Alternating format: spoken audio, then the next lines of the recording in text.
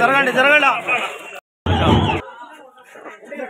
2024 ఎన్నికల సమరంలో ప్రచార కార్యక్రమం పతాక స్థాయికి చేరినటువంటి పరిస్థితుల్లో ఈరోజు నల్లజెరువు మండలంలో ప్రచార కార్యక్రమం నిర్వహిస్తాము. అందులో భాగంగా తౌలం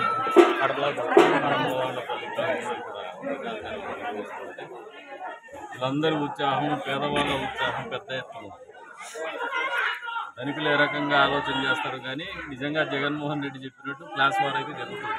పేదోడు ఈసారి తిరుగుబాటు చేస్తాడు, పేదోడి ప్రభుత్వం మూలం ఉన్నాడు, పేదోడు ప్రభుత్వం మార్పు కోరుకుంటున్నాడు, జగన్మోహన్ రెడ్డిని పక్కకు పెట్టాలా, ఆయన కుర్చీ లాగేయాలని చెప్పేసి ఆలోచనలో ఉన్నాడు. దానికి ఉదాహరణే ఈ రోజున వాళ్ళలో ఉత్సాహం కానీ సమరోత్సాహం కానీ చూస్తూ ఉంటే దానికి ఎప్పుడెప్పుడు ఎదురు చూస్తున్నారు. ఇంకా ఒక 6 రోజులు టైం ఉంది, కానీ వీళ్ళు 6 రోజులు 6 గంటలు అయిపోతే బాగుందనే రకమైన ఆలోచన చేస్తారు. ఖచ్చితంగా క్లాస్ వార్ జరుగుతుంది. ఈ క్లాస్ వార్లో జగన్మోహన్ రెడ్డి చిత్తవడం ఖాయం, తెలుగుదేశం ప్రభుత్వం ఏర్పడము ఖాయం. కూటమి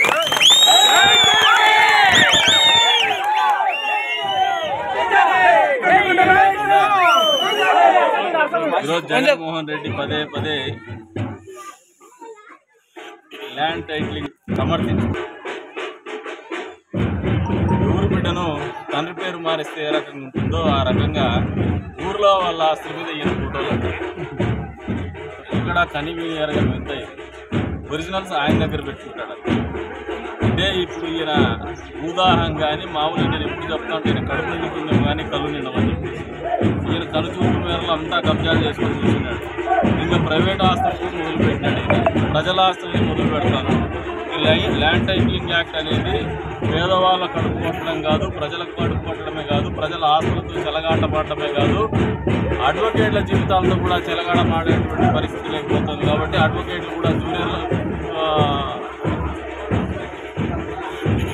లాయర్లు కూడా ఈ రోజున ధర్నాలు చేసి చేస్తున్నారు. ఈ రోజున అయినా కళ్ళు తెరవాల్సింది. ఆ రకంగా కూడా కళ్ళు తెరిచేటువంటి పరిస్థితి లేదంటే ముద్దు నిద్ర నిద్రపోతుంది.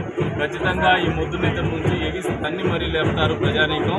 అదే రంగం మేధావి వర్గం అని చెప్పేసి అందరికీ తెలియజేస్తారు. పర్సనల్ బ్యాలెట్ జరుగుతుంది, దాంట్లోనే వార్ వన్ సైడ్ అనేది అందరికీ కూడా అర్థమవుతోంది.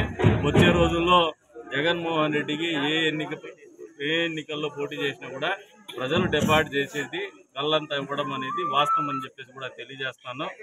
ఈ ప్రభుత్వము ప్రజాకంటక ప్రభుత్వంగా ప్రజలు చూస్తున్నారు కాబట్టి ప్రజల్లో ఎప్పుడెప్పుడా ఈ ప్రభుత్వాన్ని దించాలనే ఆలోచనతో ఉన్నారని చెప్పేసి కూడా తెలియజేస్తాను.